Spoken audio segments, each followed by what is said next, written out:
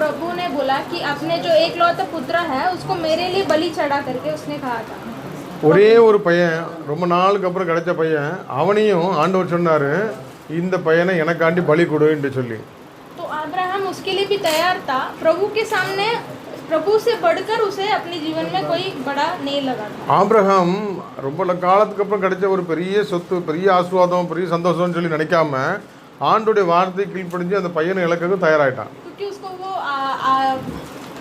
वचन पता था कि उसको दिया गया कि मैं तेरे संतान को इतना बढ़ोतरी करूंगा, तो वो पक्का करेगा करके उसको पता था। அவன் ஆபிரகாமுக்கு ஒரு விசுவாசம் இருந்தது. ஆண்டவர் உன்னுடைய சந்ததியை பெருக பண்ணுவேன், வானத்து நட்சத்திரம் போல உயர்த்துவேன்னு சொன்னார். அது கண்டிப்பாக செய்வார் என்று விசுவாசித்தான். ஆகவே அவன் அதை இழக்கிறதுக்கும் तैयार रहना। उसके बाद उसको दुगना आशीष दिया, उसको पूरा संतान का पिता बना दिया परमेश्वर ने।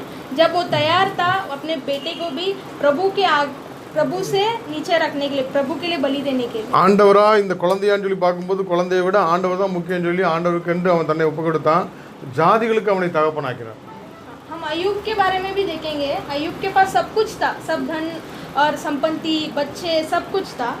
யோபு பக்தனை குறித்து நம்ம பார்க்கிறோம். யோபு கிட்ட எல்லாமே இருக்குது, எல்லா ஆஸ்தி அந்தஸ்து எல்லாமே இருக்குது. तो शैतान आके बोलता है कि आप अय्यूब को अच्छा ही, अय्यूब तो आपको ही मानेगा क्योंकि पूरा आपने उसको सब संतान दिया है, आपने उसको आशीष किया है, तो अय्यूब आपको अच्छा, आपको आराधना करेगा ही जब आप सब उससे நம்முடைய சத்ருவாகிய சாத்தானை வந்து தேவனுடைய சமூகத்தில் போய் சொல்கிறான், நீர் அவனை ஆசீர்வதித்திருக்கிறீர், அவனை சீமானா வச்சிருக்கிறீர், அவனை உயர்த்தி வச்சிருக்கிறீர், ஆகவே அவன் உமக்கு பிரியமான பிள்ளையா நடக்கிறான், உத்தமனா இருக்கிறான், அதெல்லாம் இல்லைன்னா அவனை தூசிப்பான்னு சொல்கிறான். அதெல்லாம் நீ எடுத்து பாரு, அவனை துதிக்கிறானா இல்லையான்னு பார்ப்போம்னு சொல்லி ஒரு சோதனை வருது. யோபு 23:10 लेके पढ़ेंगे कोई? யோபு 23:10 तो अय्यूब भी कहता है कि जब वो मुझे शिक्षा करेगा तब मैं सोना के जैसा चमकूंगा करके बोला, खुद ही बोला। நான் சோதிக்கப்பட்ட பின்பு சுத்த பொன்னாக விளங்குவேன் என்று சொல்லி அவன் தன்னுடைய வாயினாலே அறிக்கை செய்கிறான். யோபு தன்னுடைய வாயினால பாவம் செய்யலை.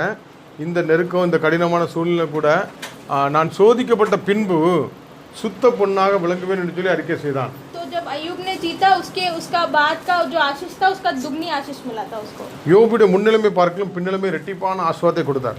हम शाद्राक मेशक आबेदनेगो को भी देखेंगे. நாம் शाद्राक मेशक आबेदनेगो பார்க்கோம்னா वो कहते कि हम इसको नहीं मानेंगे जो आप स्टैचू रख रहे हैं, हम उसको नहीं उसका प्रणाम नहीं करेंगे हम लोग. ஆண்டவருக்காக வைராக்கியமான பிள்ளைகளாக சாத்ராக் மேஷாக் ஆபேத்நேகோ இருந்தாங்க.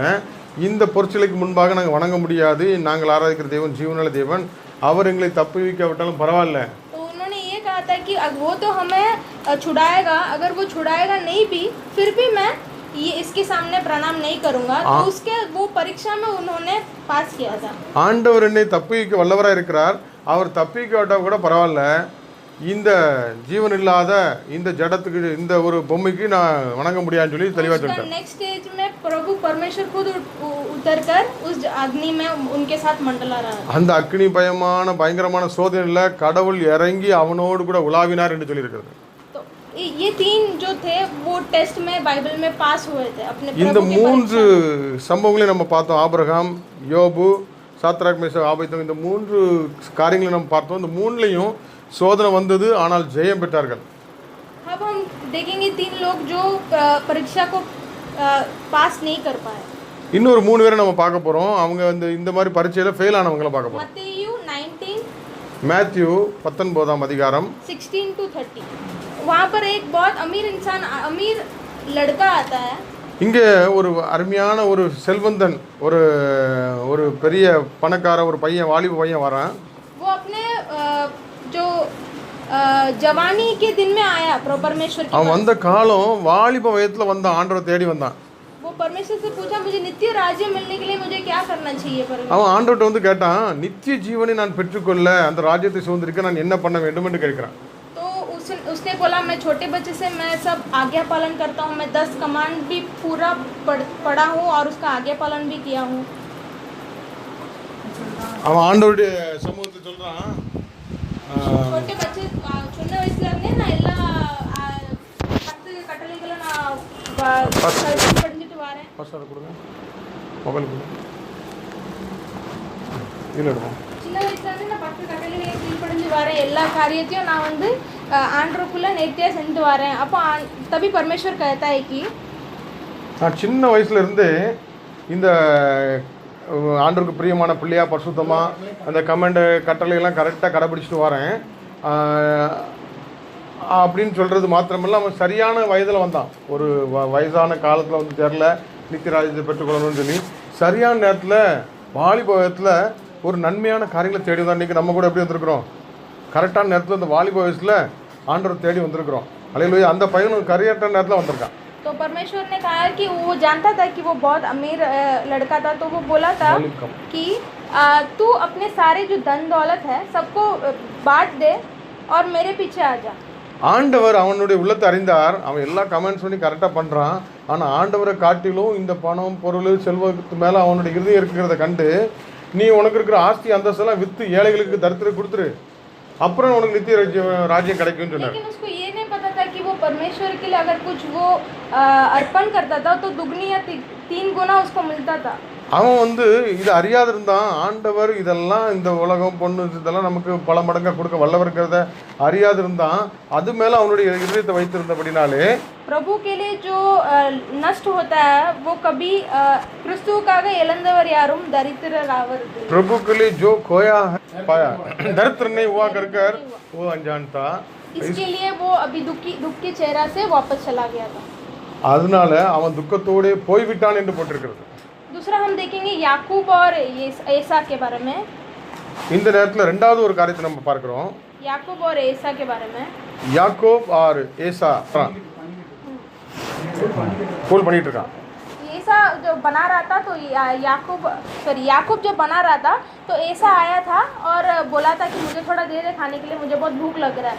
तो याकूब ने कहा था कि तू मुझे जो वो भाग है, जो पहला दुगना भाग है, वो प्रभु ने जो आशीष किया पहला लड़का के लिए, वो मुझे दे दे, சேஷ்டபுத்திர भाग, और मैं तुझे ये खाना दे दूंगा. அந்த கூழ் காய்ச்சிட்டு இருக்கிற யாக்கோபு கிட்ட ஏசா பசியோடு வந்து எனக்கு கொஞ்சம் கூழ் தானே, ரொம்ப பசியாக இருக்கிறேன் அப்படின்னு சொல்லி கேட்குறான். அப்போ யாக்கோபு சொல்கிறான், எனக்கு இந்த கொஞ்சம் கூழை தந்தேனாக்கி நான் உனக்கு கூழ் தரேன், ஆனால் உனக்குள்ள சேஷ்டபுத்திர பாகத்தை எனக்கு தருவியான்னு கேட்குறான். அவனுடைய வயிறு பசிக்காக அந்த வெளியேற பெற்ற அந்த தகப்பனுடைய ரெட்டிப்பான ஆசுவாத்தை அவன் என்ன பண்ணுறான், சேஷ்டபுத்திர பாகத்தை இலக்கு நான் சாகுறேன் வயிறு பசி தாங்க முடியல என்று சொல்லி அந்த மேன்மை இலக்குக்கு அவன் துணிஞ்சிட்டான். कभी-कभार हमारी जिंदगी में भी छोटा-छोटा एक खुशी के लिए, छोटे से एक कुछ साल की खुशी के लिए या कुछ महीनों की, कुछ घंटे की खुशी के लिए हम प्रभु के जो बुलावट है उसको हम भूल देते हैं, उसको हम भूल जाते हैं. तो इसके एक थोड़ा खुशी के लिए हम भूल जाते हैं. அல்லேலூயா. நம்முடைய வாழ்க்கையில் கூட சில நேரத்தில் இந்த காலத்தில் கிடைக்கிற இந்த சிற்றின்பங்களுக்காக, இந்த சின்ன சின்ன சந்தோஷத்துக்காக, வெளியேறப்பட்ட தேவனுடைய மகிமை பிரசனம், அந்த தகப்பனுடைய ஆசுவாதத்தை நம்ம இழந்து விடுறவாக, அதை விற்கிறவர்களாக காணப்படுகிறோம்.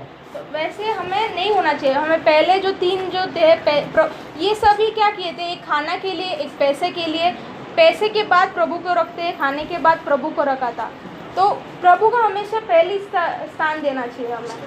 ஆண்டவருக்கு எப்பொழுதும் நம்ம முதன்மையான இடத்தை நான் கொடுக்க அழைக்கப்பட்டிருக்கிறோம். हम इसमें यूदास को देखते हैं. यूदास ने भी पैसे के लिए प्रभु को बता दिया कि ये यहाँ पर है करके यूदास ने पैसे के लिए बताया.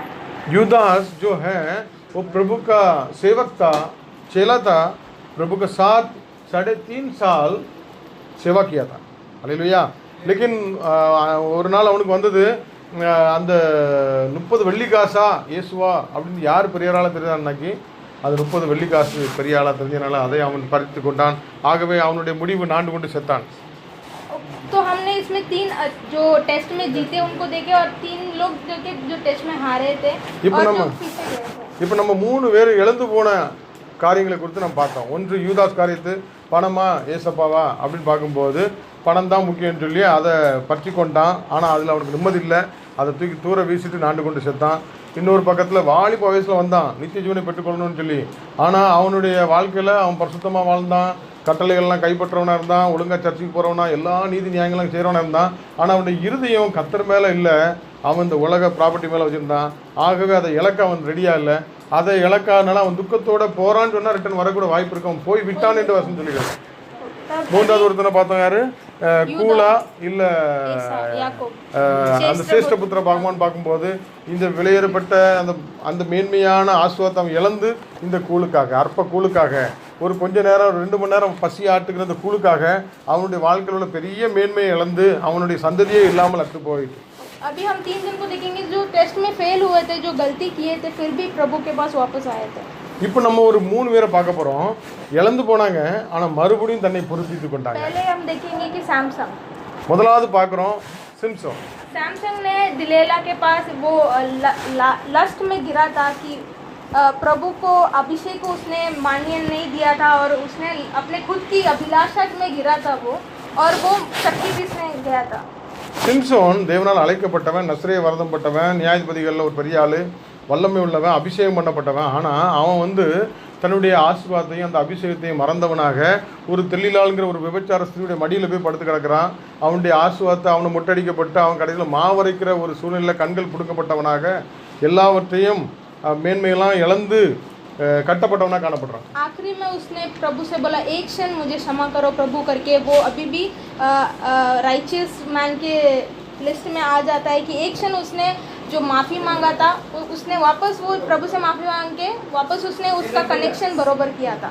அந்த இழந்து போன சூழ்நிலையில் எல்லாவற்றையும் இழந்ததில் அவன் இழப்பில் அப்படியே மடியில் கடைசி நேரத்தில் ஆண்டவரே இந்த ஒரு விஷயம் எனக்கு மன்னிங்க, இந்த ஒரு விஷயம் நினைத்தரலுன்னு சொல்லி அவனுடைய எல்லா குறைகளுக்கு நிமித்தம் அவன் என்ன பண்ணான், தன்னை ஆண்டவருடைய சமூகத்தில் மன்னிப்பு கேட்டு மனம் திரும்பி ஆண்டவரே ஒரு விஷயம் சொல்லி सैमसंग ने गलती किया था, चक्की पीसा था, फिर एक क्षण के लिए माफ़ी मांगा था और वो प्रभु के राइचियस लिस्ट में वो आ गया, नीतिमान के लिस्ट में आ गया था. அல்லேலூயா.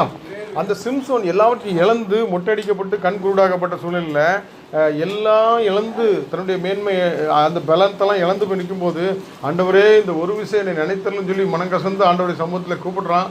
ஆண்டவர் மறுபடியும் அவனை நிரப்புறாரு. அவன் எதிரியெல்லாம் அடித்து நொறுக்கிடுறான்.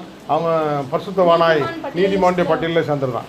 दाऊद के बारे में हम देखेंगे कि दाऊद ने भी गलती किया था, और जब ये प्रॉफिट ने आके बताया था, भविष्यद्वक्ता ने आके बताया तो तूने ऐसी गलती किया, ये लस्ट में अभिलाषा में तूने गिरा करके, वो तुरंत पूरा देश को लिखता है कि मैंने पाप किया, मुझे हिसोप से धो करके वो तुरंत अर्पण किया, तो मेरे हृदय के चाहने वाला करके प्रभु ने उसको ये दिया, पद दिया, और दाऊद के इसमें ही उसने पैदा भी हुआ था. हालेलुया.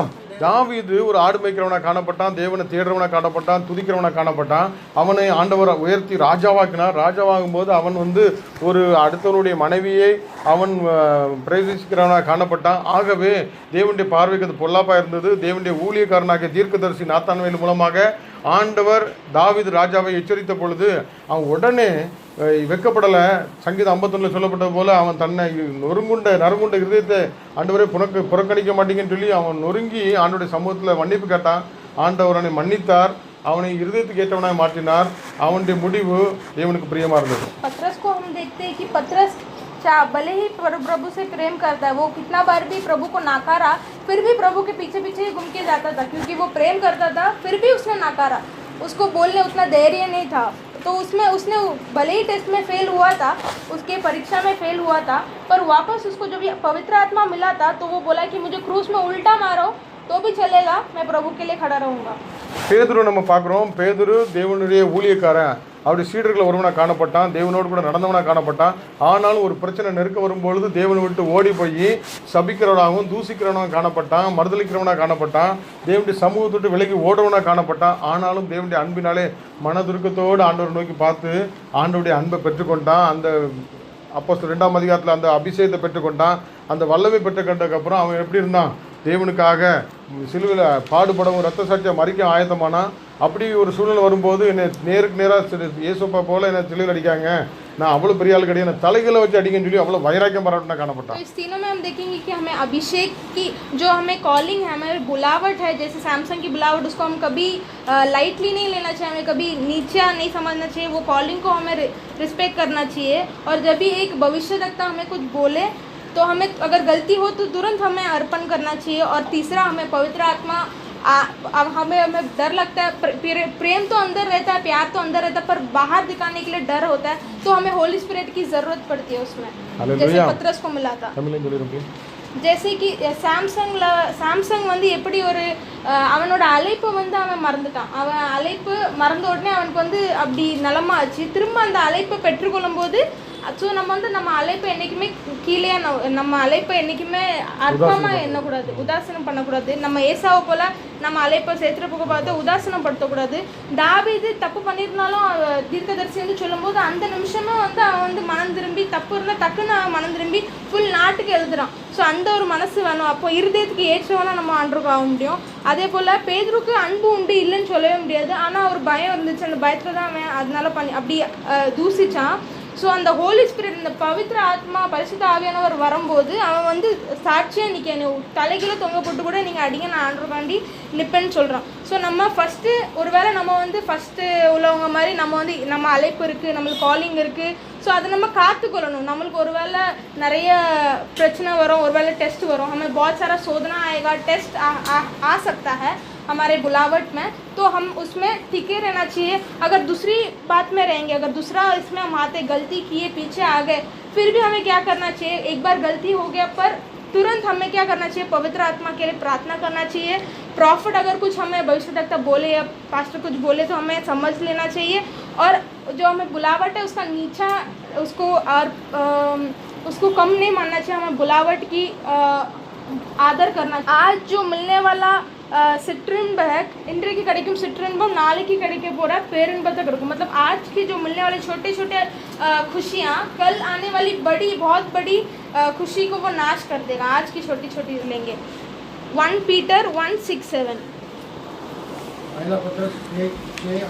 1 பேதுரு 1ஆம் அதிகாரம் 6-7.